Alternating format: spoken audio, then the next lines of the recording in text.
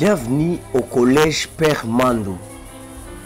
C'est une école ici de l'ordre des prêcheurs dominicains en République démocratique du Congo, ayant pour mot d'ordre Veritas, qui n'est rien d'autre que le rejet des antivaleurs, de la médiocrité, qui incarne en elle l'apprentissage des valeurs, des bonnes valeurs.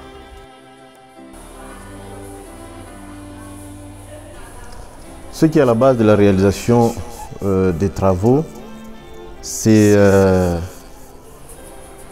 pour essayer de répondre ou de résoudre le problème, le plus grand problème.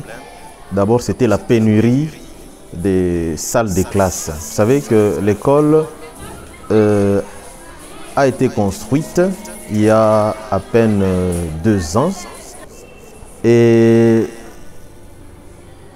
l'entrepreneur ne nous a donné que 14 salles de classe. C'est ce qui avait été prévu dans l'ancien projet. Et c'était sans savoir que la population scolaire devait croître d'une manière considérable, comme nous le remarquons aujourd'hui. Et c'est ça qui nous a poussé, comme vous allez le remarquer, de transformer dans un premier moment l'internat en salle de classe. Parce que nous avions un internat qui a fonctionné pendant 2 ans. Et suite à cette difficulté liée à la pénurie des salles de classe, nous avons songé, avec l'accord de la vice-province, de transformer l'internat en salle de classe. Il s'est posé aussi un problème, parce que quand l'ouvrage nous a été rendu, on n'a pas tenu compte de l'évacuation des eaux. Un grand bâtiment comme celui-ci, vous pouvez vous rendre compte que les eaux ne sont pas gérées. Et quand il pleut, vous avez des pluies diluviennes qui tombent et les eaux, n'est-ce pas, chercher des voies de sortie par-ci par-là. Ce qui nous a poussé de voir un peu résoudre cette question. C'est comme ça que nous avons initié les travaux d'assainissement de la cour. Pour résoudre, pour canaliser les eaux. Comme vous allez le remarquer, il y avait des érosions quand il pleuvait. Et la cour commençait, n'est-ce pas, à ressembler, à prendre, disons, à s'abîmer suite aux érosions. Et cela nous a permis, n'est-ce pas, de canaliser les eaux et aplanir la cour, remblayer un peu. Nous avions un problème par rapport à l'accessibilité. C'était difficile d'accéder facilement au collège à partir de la grande route. Et ça devenait de plus en plus, la route devenait de plus en plus impraticable. Et je crois que ça a été la 3e étape. Le plus grand travail aussi que nous avons réalisé. Donc ça a été la consolidation et le reprofilage de la plateforme de la route qui mène au collège. A été à cause de la pénurie des salles de classe. Vous voyez, nous avons d'ailleurs peiné pour supprimer cet internat qui aidait nos enfants qui venaient de partout ailleurs.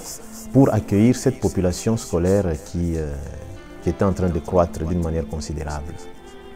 Donc je crois que ça a été la motivation majeure de la suppression de l'internat ou du changement de l'internat en salle de classe.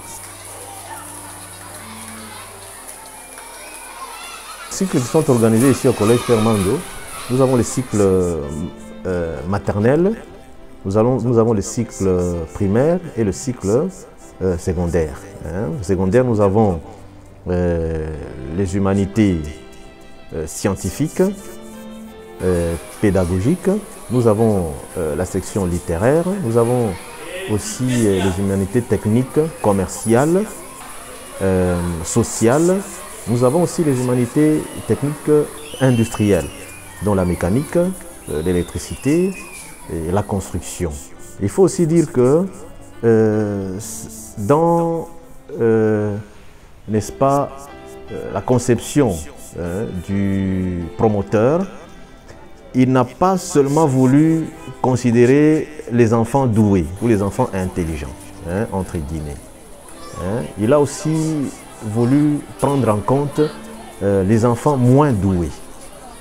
C'est ça, c'est ce qui explique la présence des ateliers que vous voyez ici. Nous avons l'atelier de mécanique, nous avons l'atelier de menuiserie qui fonctionne déjà. Et là, nous voulons aider tous les enfants, surtout les moins doués, à apprendre directement le métier. Donc ils peuvent directement apprendre la maçonnerie, ils peuvent apprendre la menuiserie, ils peuvent aussi devenir des ajusteurs. Donc ça, c'était vraiment ce que le promoteur avait voulu. C'est ce que nous sommes en train de mettre en pratique. Et nous rendons grâce à Dieu parce que nous avons déjà l'atelier de menuiserie qui a déjà commencé à porter ses fruits. Nous avons des spécialistes qui nous aident et qui sont prêts à accueillir les enfants et à les former.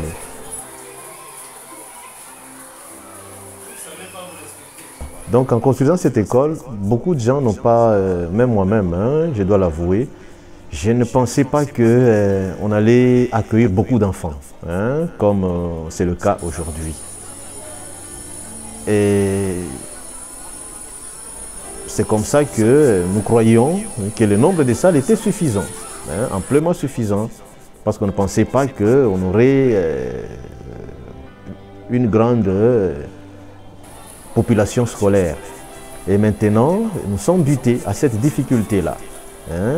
Et il faut signaler aussi le fait que notre école, le collège, va en progression, évolue en progression. Nous avons commencé avec les classes nous étions limités en 4e primaire, pour le cycle primaire.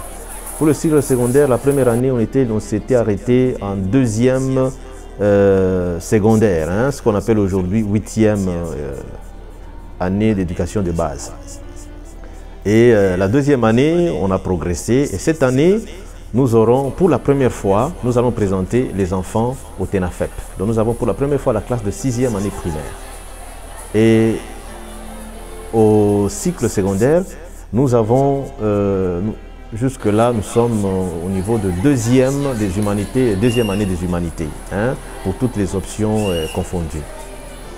Et vous voyez que chaque année, nous serons amenés d'ajouter 8 à 9 classes. À défaut, disons, tout au plus 10 classes chaque année, qui devront ouvrir pour y accueillir les enfants des promotions montantes. Et c'est ça la plus grande difficulté que nous avons. Et à cette difficulté est liée aussi l'étroitesse, si vous voulez, de notre concession. C'est que à l'avenir, dans l'avenir très proche, nous devrions nécessairement acquérir une parcelle environnante pour essayer d'étendre l'école, pour répondre aux besoins de l'école actuellement.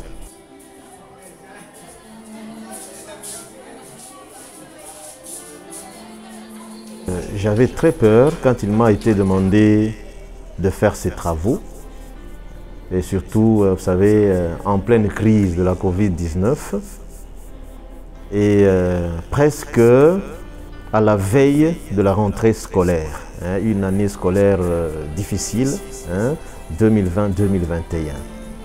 J'avais très peur, mais il fallait le faire. Comme on dit, il faut toujours oser. Et j'ai osé, nous avons osé, et comme vous venez de le dire, ça n'a pas été facile, surtout que nous n'avions pas un financement. Il fallait compter sur les moyens des bords. Il fallait compter sur les moyens des bords. Et sur la volonté, l'initiative de certaines personnes, sur la force, n'est-ce pas, de certaines personnes, entre guillemets. Et là, je vais parler des ingénieurs qui m'ont aidé, qui m'ont soutenu. Donc, n'eût été cela, je crois qu'il me serait vraiment difficile de réaliser ces travaux. Et le coût, hein, je vais vous dire, c'est comme je vous dis, les moyens des bords qui ont été mobilisés. Et je crois, ces travaux, hein, en temps normal, hein, pouvaient nous prendre plus de 100 000 $. Plus de 100 000 $. Mais nous avons réalisé ces travaux à moins de 50 000 $. Hein, je crois que ça a été, c'est ça qui nous a réjoui, qui me réjouit vraiment et qui nous surprend, qui surprend tout le monde. Parce que tout le monde qui nous a vu travailler, tout le monde pensait que vraiment on avait reçu un financement, alors que c'est juste une petite organisation, et un petit, quelque chose, un savoir-faire, hein, n'est-ce pas, et puis et compter, hein, sur ses propres forces. Hein, et c'est ça qui nous a aidé à réaliser ces travaux. En tout cas, le collège Père Mando, si je puis, vous pouvez me permettre de le dire, le collège Père Mando est plus qu'une révélation. C'est une révélation. Et le collège Père Mando ne fait que surprendre, hein, plus d'un. Hein, beaucoup de gens qui nous découvrent, ou beaucoup de gens qui nous amènent leurs enfants ici, sont surpris, hein, par la qualité, hein, du travail que nous produisons ici au collège Père Mando. Comme je l'ai toujours dit et je le dirai toujours, le collège Père Mando, ce n'est pas seulement le bâtiment. Et nous nous sommes toujours battus pour ça. Et moi, personnellement, je me suis toujours battu pour ça. Et ça a toujours été, et ça sera toujours mon cheval de bataille. Je dis toujours, le collège Père Mando, ce n'est pas seulement la beauté de ces bâtiments, mais le collège Père Mando, c'est la beauté de la qualité du travail que nous produisons. Et les parents qui nous ont amené leurs enfants et les parents qui nous amèneront leurs enfants ne seront jamais déçus par la qualité du travail produit au collège Père Mando. Hein? Et vous n'avez qu'à côtoyer, hein, nos enseignants, vous allez voir que notre force aussi passe par la qualité, hein, du recrutement de nos enseignants, hein, qui est fait pas sur base de clientélisme, mais sur base, n'est-ce pas, de valeurs. Hein, sur base de valeurs. Donc, nous recrutons nos enseignants sur base de leur qualité. Il n'y a pas de clientélisme. Nous accordons la chance à tout le monde. C'est comme ça que tout le monde fait son travail convenablement et essaie de donner le meilleur de lui-même.